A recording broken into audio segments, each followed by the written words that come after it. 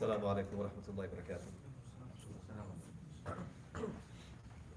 الله أكبر الله أكبر الله أكبر الله أكبر أشهد أن لا إله إلا الله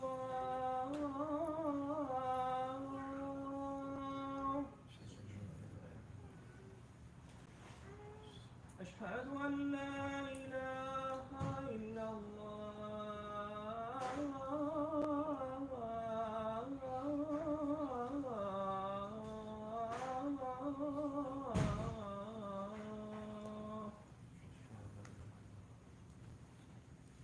أشهد أن محمدا رسول الله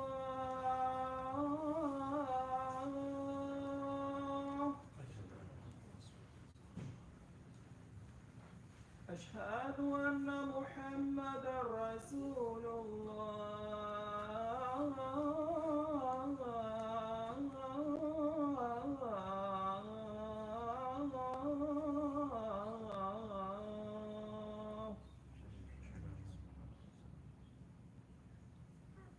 حي على الصلاة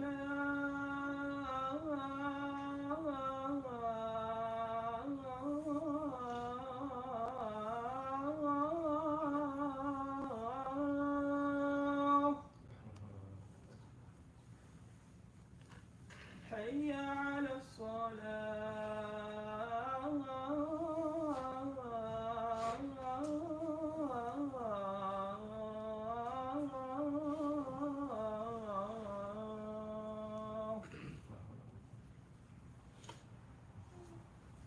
حي على الفلاح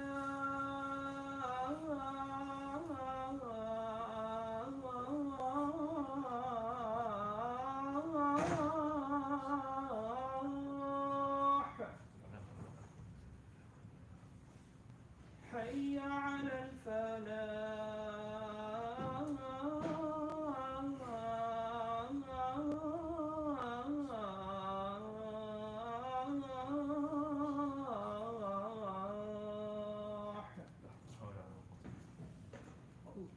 الله أكبر الله أكبر لا إله إلا الله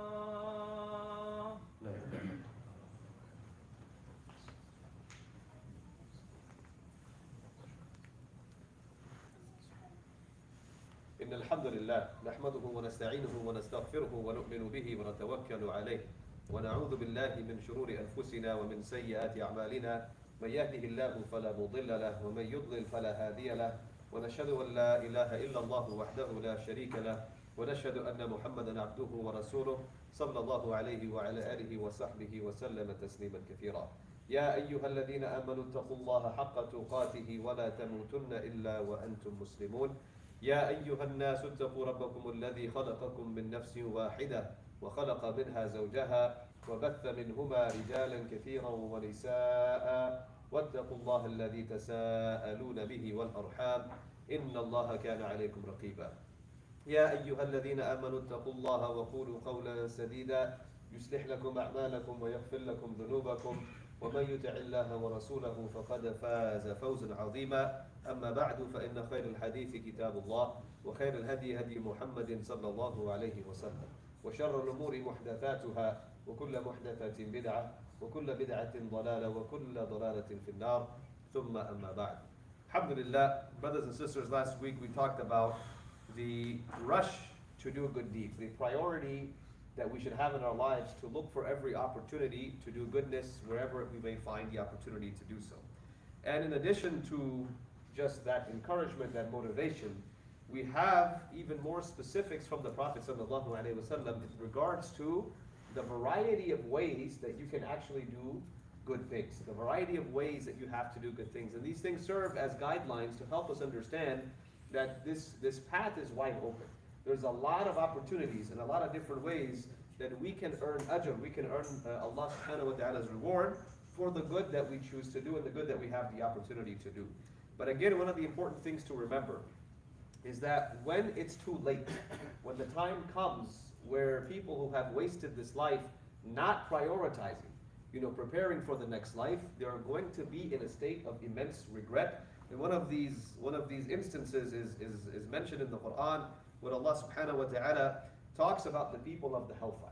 Like, what are some of the things that they're going to be saying? And there's the dialogue of the people of heaven and the people of hell. It's mentioned in the Quran.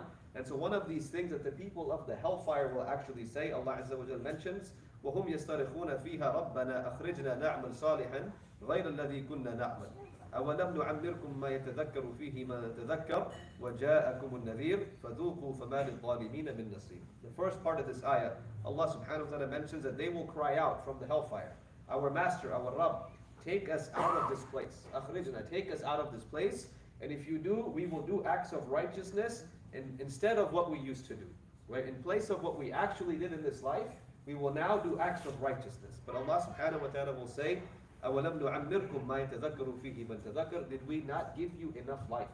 Did we already not give you enough time, enough life on this earth to remember for the person that would actually take heed and remember? And the warner had come to you, meaning you had the message, you received this teaching, you were told that this was your reality that was going to come to you. Now, فَذُوقُوا, taste the punishment, for there is no helper for the wrongdoers. And that is just punishment on top of punishment. They're already in the hellfire, they're calling out for a second chance, and Allah subhanahu wa ta'ala is telling them, taste, enjoy the punishment now, taste this punishment, and there's going to be nothing that's going to help you at this time. But the regret that they have, specifically that they will verbalize, that Allah Azza wa Jal codifies, is that take us out of here, we will do salihan, na'mat salihan, we will do acts of righteousness, acts of goodness, good pious things, and instead of what we actually used to do. And one of the du'as that we're taught is, Allahumma ja'al khayra umri akhirah wa khayra amali khawatimahu. Oh Allah, make the best part of my life the last part of my life, and the best of my deeds the last of my deeds that I actually do. And this is a dua we make for ourselves. We ask Allah subhanahu wa ta'ala to accept from us. But there are many ways that the Prophet sallallahu alaihi wasallam specifically taught us that you can do acts of goodness. So what does it mean to do acts of, amalan salihat, right? Inna ladina amanu wa amilu salihat. Those who have iman and they do those actions that are called salihat. What are those things? And the Prophet sallallahu alaihi wasallam has listed, various ahadith options, things that you can engage in, and it's not a limited list, but it's just to show you that there's so many avenues of doing good things. And so, for example, he said sallallahu alaihi wasallam, "Tu'inu sani'an wa tasna'u li akhraq." He said that you should help a laborer or work for someone who is disabled, right? Help a laborer, help other people do their work, help people that can't fulfill their needs. And he was asked, and this is in a lengthier hadith, but the Sahabi that he was talking to, he said, قُلْتُ يَا رَسُولَ اللَّهِ أَرَأَيْتَ إِنْ دَعَفْتُ عَنْ بَعْضِ الْعَمَلِ. What if I'm unable to do these things? What if I'm too weak to do these things? So he said, تَكُفُّ شَرَّكَ عَنِ النَّاسِ فَإِنَّهَا صَدَقَ مِنْكَ عَلَى نَفْسِكَ. We talked about this last week briefly. But he says, sallallahu alaihi wasallam, if you can't do anything, if you can't give anything in charity, and you can't do something physically to help somebody else, one way for you to do good is to restrain your own harm from other people. Make sure you don't cause an annoyance and a harm for other people. Don't be that person that creates issues for other people. فَإِنَّهَا صَدَقَةٌ مِنْكَ عَلَى نَفْسِكَ. That is a form of sadaqah that you're giving on your own to yourself. A sadaqah that you're basically giving to yourself. So there's no time when you can't offer something as an act of goodness. If you can offer money, that's good. If you can offer help, that's great. But if you don't have any of those things to give, you can look back at yourself and say, how can I not create a negative experience for somebody else? How can I be a pleasant person to be around and not be a nuisance or an annoyance or a cause of frustration or anger or whatever it may be? And this is a cause for us to also look inside ourselves to make sure the Prophet is telling us, you can create these issues for other people, but even that is considered an act of righteousness, an act of goodness that you can do.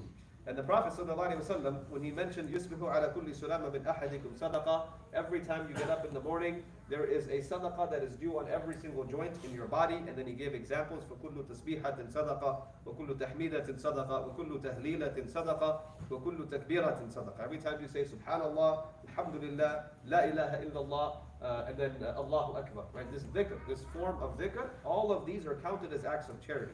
وَأَمْرٌ بِالْمَعْرُوفِ صَدَقَةٌ. And telling someone to do something good is an act of charity. وَنَهْيٌ عَنِ الْمُنْكَرِ صَدَقَةٌ. You see some evil about to happen, you tell somebody not to do this evil, that is an act of sadaqah, an act of charity. وَيُجْزِئُ مِنْ ذَلِكَ رَكَعَتَانِ يَرْكَعُهُمَا مِنَ الضُّحَى. And he says, but all of this will be covered. He's talking about the number of joints in your body. You have like 360 something joints in your body.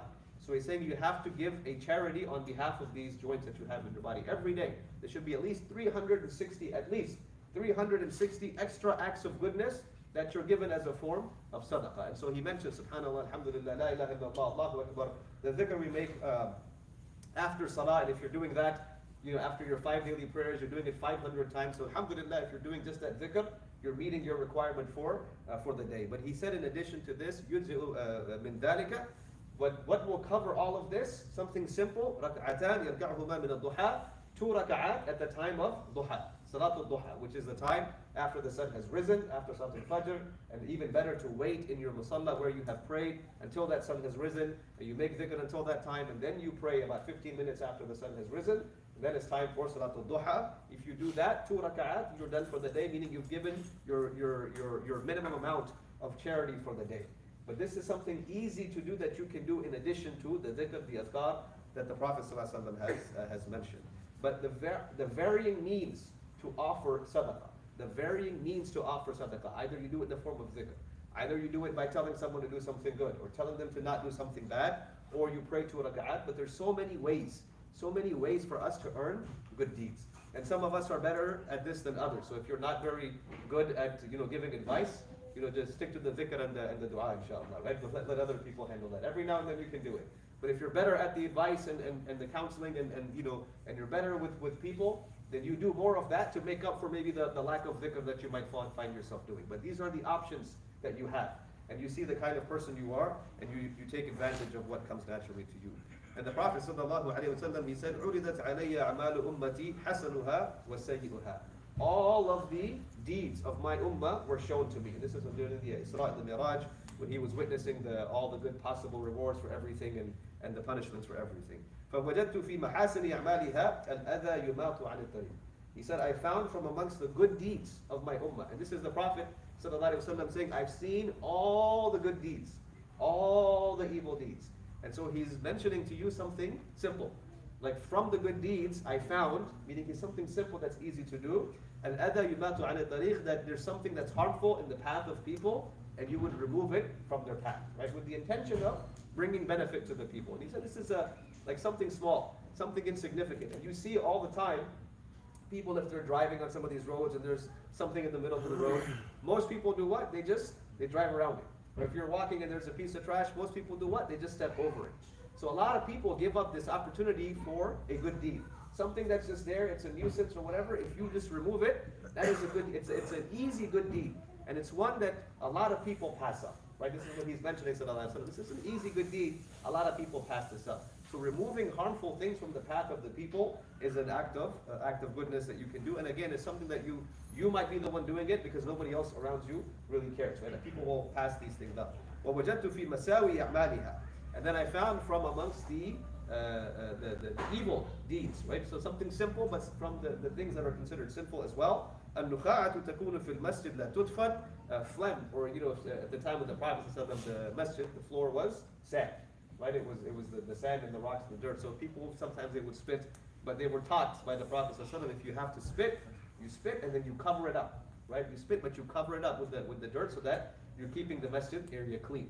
And so he said, from the evil deeds or from the sinful deeds that I found of my ummah is something that's trash or something disgusting left in the masjid, not being covered up.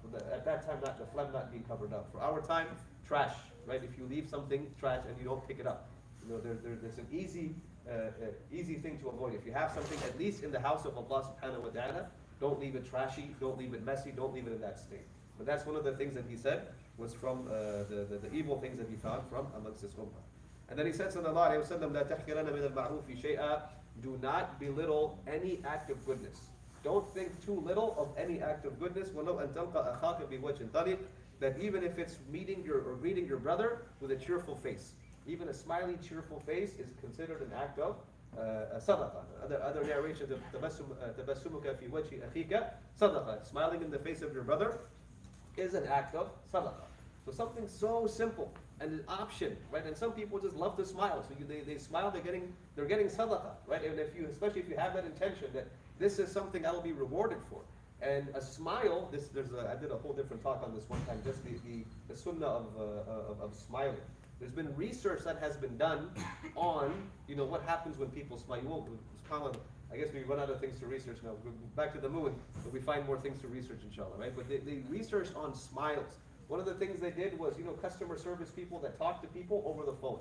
Not in person, over the phone. And, they had the research group, the control group. One group, they asked when they talk to customers, don't smile, and just talk to customers. And the other group, they said when you talk to customers, even though on the phone, smile when you talk to the customers on the phone. And then when they surveyed the customers, they found that the ones that were talking to agents that were smiling, even though they were on the phone, they're not in person, they were smiling when they were talking to them, they always had a better experience than the ones that were not smiling when they were talking to them. So this is a powerful thing. And the Prophet ﷺ has told us it's something simple, but he's encouraging us to do it.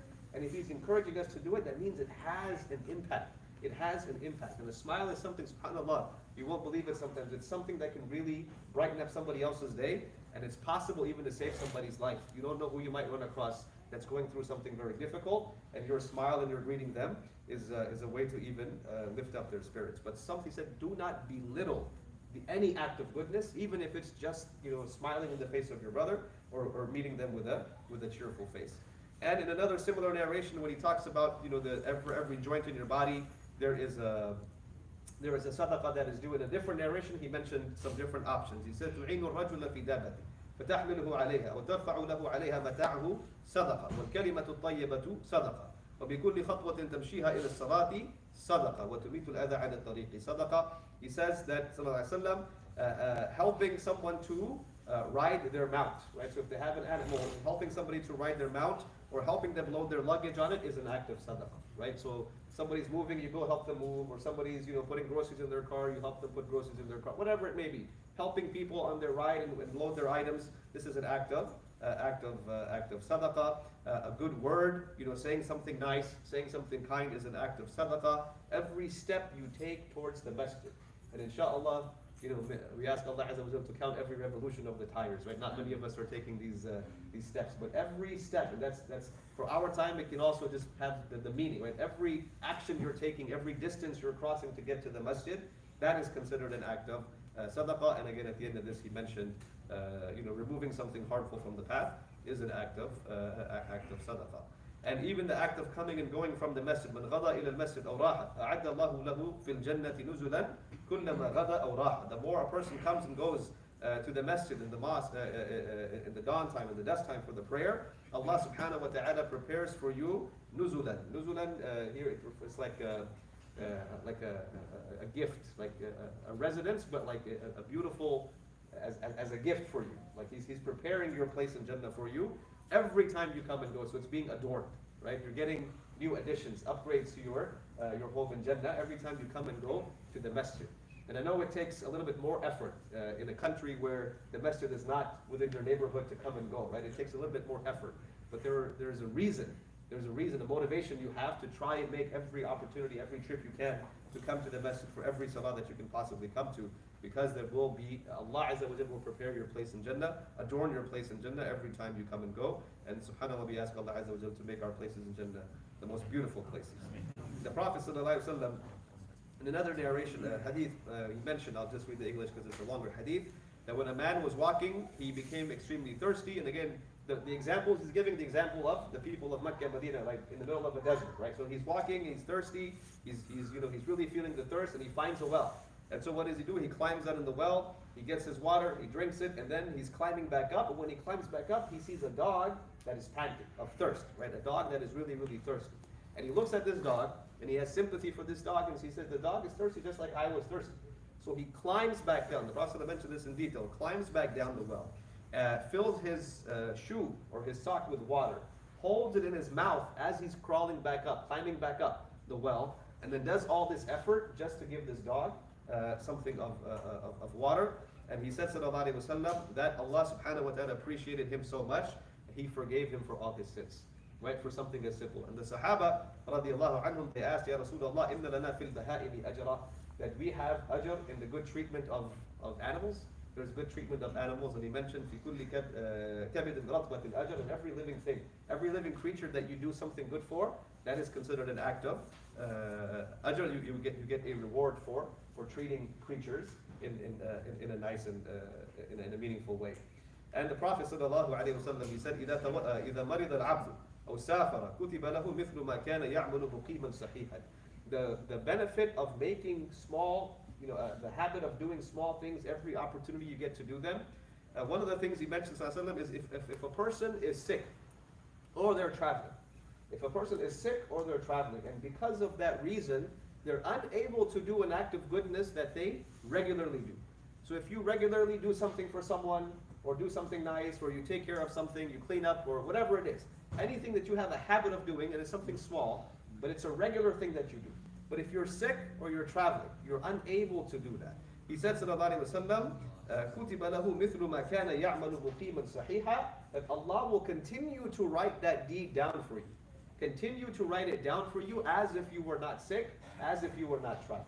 Meaning Allah Azza wa Jalla said this is such a regular thing that He does, and He does it so often, and it's a good deed that He does, so when He cannot do it, I will still write it down for Him as an act of goodness. And this is a completely authentic hadith, narrated by Imam al-Bukhari, that you're not even doing anything. You're not physically doing anything anymore because you're unable. But because you're unable, Allah subhanahu wa ta'ala is continuing to write it down because you would normally do it every single day. This is the barakah, the benefit of making it a habit to not pass up on small things. So subhanAllah, even if it's entering your house with a smile and greeting the people in your house with a smile, making an effort to do that.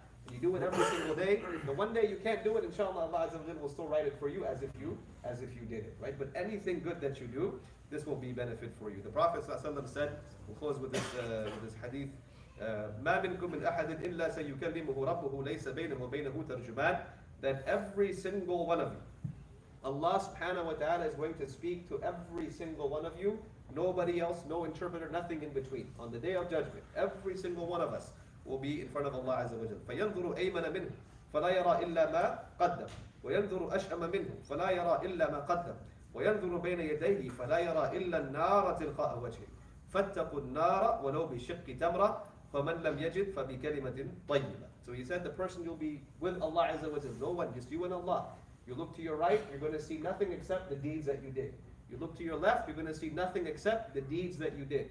You look in front of you, you're going to be staring at the hellfire. Right? It's going to be staring you in the face. So he said, فَاتَّقُوا النَّارَ وَلَوْ بِشِقِّ تَمْرَةٍ. Seek protection from this hellfire, even if it's from like the seed of a date.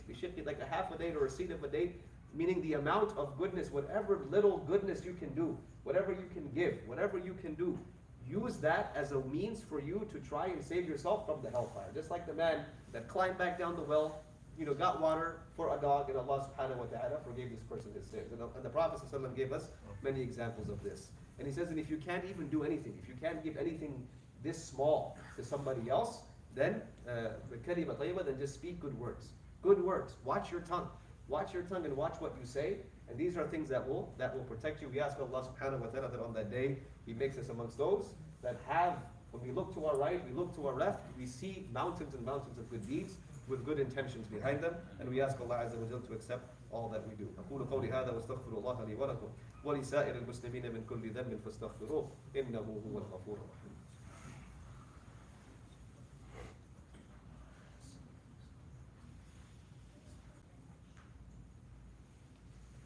الحمد لله حمدا كثيرا طيبا مباركا فيه والصلاة والسلام على أشرف الأنبياء والمرسلين وعلى آله وأصحابه أجمعين. عباد الله، إن الله أمرنا بالصلاة والسلام على النبي فقال إن الله وملائكته يصلون على النبي يا أيها الذين آمنوا صلوا عليه وسلموا تسليما. اللهم صل وسلم على عبدك ورسولك نبينا محمد وعلى آله وأصحابه والتابعين ومن تبعهم بإحسان إلى يوم الدين.